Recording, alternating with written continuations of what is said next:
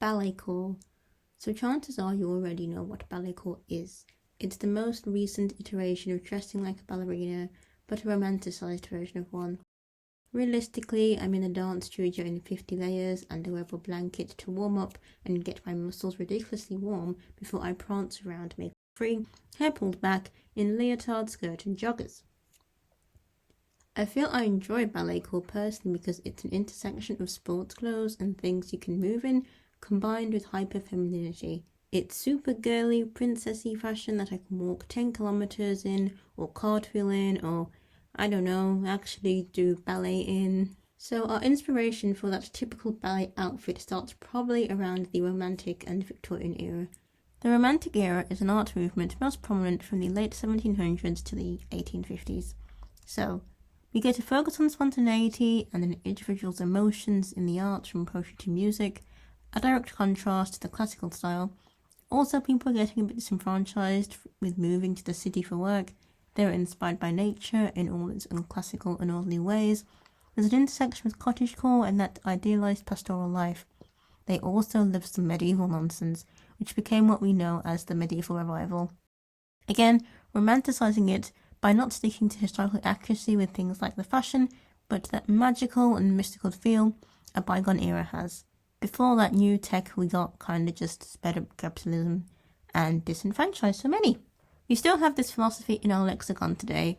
Think about when we say to romanticize something. For example, I could romanticize the countryside, like the Romantic era, or in modern day cottagecore, picking fruit in a wicker basket, gingham gowns, making bread in a cottage, without considering the pitfalls of countryside life, such as for people who look like me, much bigger chance of overt racism and conservative views affecting daily life. Or I could romanticize the early 2000s fashion with all the bling and bright colours and strong hip-hop influence, while forgetting the toxic standards of beauty and focus on thinness. If I was to be reductive, think of the Romantic era as making art with a rose-tinted glasses on. Fashion-wise, we get some fun things. The 1830s to me was the peak of this, where women ran around looking like dolls in ridiculous hairstyles and sleeves you could just smuggle a small child in. By the 1830s, performing in ballet was considered a woman's thing, as the fickle concept of gender roles changes once again, and that restrictive thought pattern has sort of endured till today. You've probably watched a show in the 80s or 90s or something. Okay, some of you probably weren't alive, but still, you've probably watched a show where there's some boy in a ballet class full of girls and it's a joke or some sort of novelty. To this day, it's expected only queer men do ballet. Gender and sexuality tangent aside, this led to some innovation in ballet costume, which was based on the fashion at the time. Looking at fashion plates for ballet clothing from the era, you can see the blueprints for our modern ballet costumes. And that is why when we think of typical ballet clothing, it's very feminine and romantic and dreamy, as it was created at a time when that was the predominant philosophy and approach to the arts. For inspiration, we can look at ballerina fashion plates, look at photography of ballerinas from the Victorian era to today. We can look at artists who focus on ballerina lives, such as Degas, or you can look at actual ballet or dance shops, not necessarily to buy things, but to see how the models are styled. I think the through line in balletcore is a romantic element from ballet's origins. So things like pastel colours, lightweight chiffons, shiny silks, ruffles, bows, lace, very hyper-femme elements. Think chiffon ballet skirts, pale pink buns held with scrunchies and tutus. You can also draw upon darker elements. Think pairing pink with black, heavier fabrics, and just using darker colours. My most pressing advice is to get something knitted.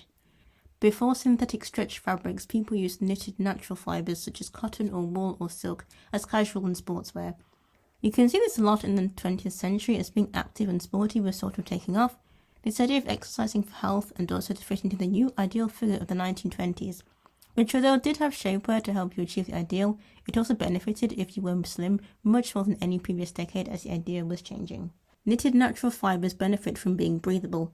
Well, silk isn't the most breathable, but still better than polyester. It also wicks away sweat, can keep you warm in winter and cool in summer, and doesn't leave microplastics everywhere. I am also aware that natural fibres aren't always in a person's budget. I'm not going to shame you for having a polyester skirt or whatever, but if you can, I would advise on choosing a more planet-friendly option.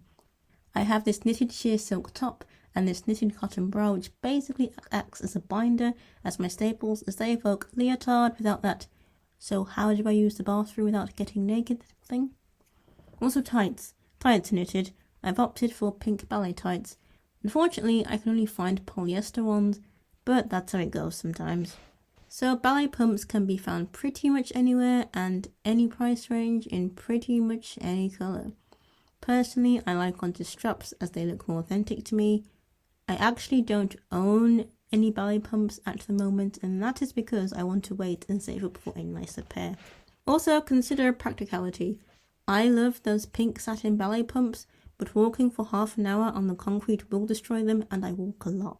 For hair, we can do the typical ballerina bun, and we don't have to stop there. Looking at fashion plates, people wore their hair aligned with what was trendy at the time. We could go for something romantic or Victorian inspired, or go into fantasy and think what would a fantasy princess or fairy do with their hair. It's also a great opportunity to use romantic hair accessories. How many times have I said romantic today? In modern ballet, we're not opposed to a layer or two. It helps with warm-ups and staying warm after a session and leaving the studio. Things like joggers over your leotard or shorts over your ballet tights, or an asymmetrical top that partially exposes your leotard. A sort of casual chic end of balletcore that says, "We've just finished a workout and we're full of endorphins." Okay, onto the outfits. I made this using existing items in my wardrobe as a way to encourage people to shop their wardrobes and rediscover some pieces. Of course, you can buy things to involve your style, but I think it's good to start small and see if balletcore is for you. I started with my hair tied back to evoke a more sporty vibe, and I just don't think it works, so hair down. I've got the sheer top and sports bra paired with an old school Lolita skirt, ballet tights and slippers, and of course the hair clips. I decided to play with the typical pink and black colour scheme and mixed a lightweight silk with a heavier cotton. The super embellished nature of old school Lolita lends it to balletcore well. It evokes a ridiculously fabulous element of prior eras. The second outfit is me adding a pink cardigan. This is a vintage Y2K cardigan I've had for years. They had this muted pink colour with removable fake fur trim. It was meant for a child, but full stretches, and I'm small, so I can make it work. It was from Monsoon, which I'm not sure if it's a UK only shop or not. I would say hunt for vintage girls pieces as they don't make them like they used to. The third is a mini skirt for the Lolita skirt. The lace trim adds a romantic element, so it looks cohesive, a slightly more edgy version of balletcore. If I had those edgy Miu Miu ballet shoes, I'd wear them with this. Fourth is a more realistic outfit, and good for a casual chic kind of end. I've swapped out the skirt for some joggers, using a pastel colour to keep the dreamy vibe. Last one is the iconic tulle dress. It's a bridesmaid dress because apparently tulle is for weddings only. If you want a tulle princess moment, I do recommend looking at the wedding section of shops or wedding shops. It's an event where it's socially acceptable to dress hyper femme, so you can find some balletcore dresses. I hope that gives you some inspiration and you've learnt something.